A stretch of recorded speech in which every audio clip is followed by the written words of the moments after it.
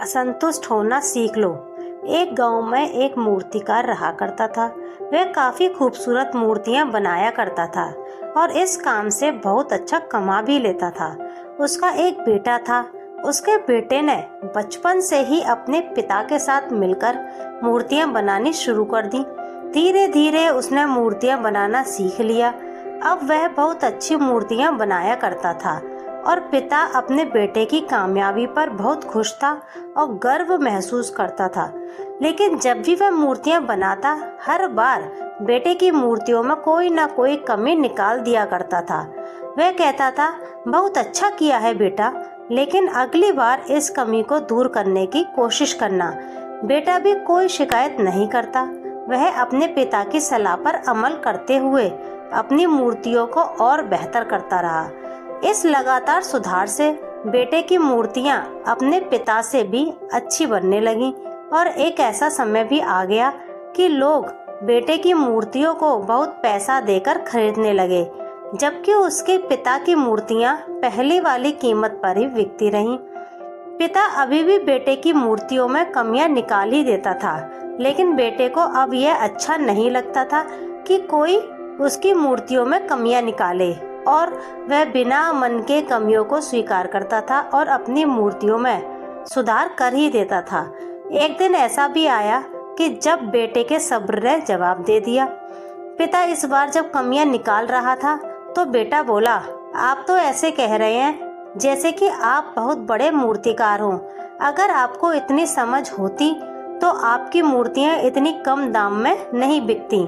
मुझे नहीं लगता कि अब आपकी सलाह की मुझे ज़रूरत है। मेरी मूर्तियां बिल्कुल ठीक हैं।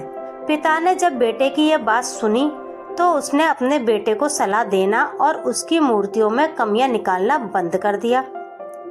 कुछ महीने तो वह लड़का खुश रहा, लेकिन फिर उसने यह महसूस किया कि लोग अब उसकी मूर्तियों की इतनी तारीफ नहीं करते जितनी पहले किया करते थे और उसकी मूर्तियों के दाम बढ़ना भी बंद हो गए और उसकी बिक्री बहुत कम होने लगी।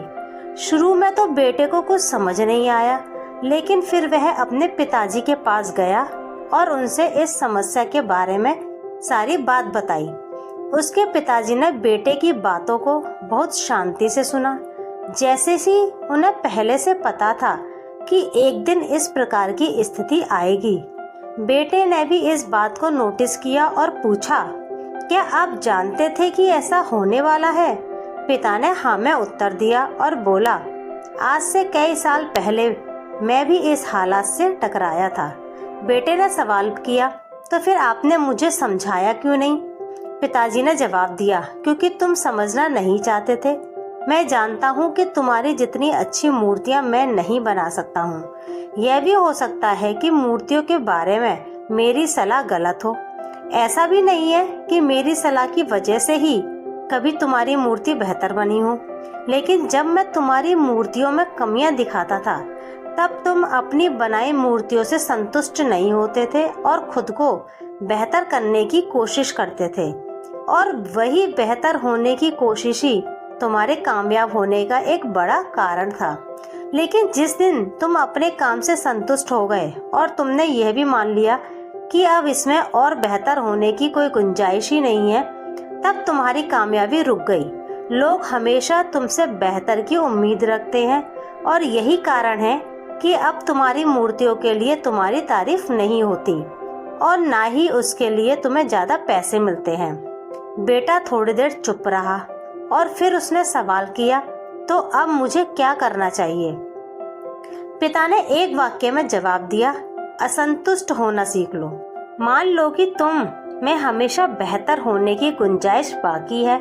यही एक बात तुम्हें हमेशा आगे बढ़ने के लिए प्रेरित करती रहेगी, तुम्हें हमेशा बेहतर बनाती रहेगी। कहानी का सार दिन के उजाले की तरह साफ है। इस संसार में कोई भी इंसान किसी भी काम में 100% उत्तम नहीं है। हर इंसान में कुछ ना कुछ कमी जरूर है। हमें इस कमी की अपने अंदर तलाश करनी चाहिए और उसे बेहतर बनाने की कोशिश करनी चाहिए, और इस कमी को तलाश करने के लिए हमें असंतुष्ट होना सीखना होगा। तभी जाकर हम अपने जीवन में आगे बढ़ सकते हैं।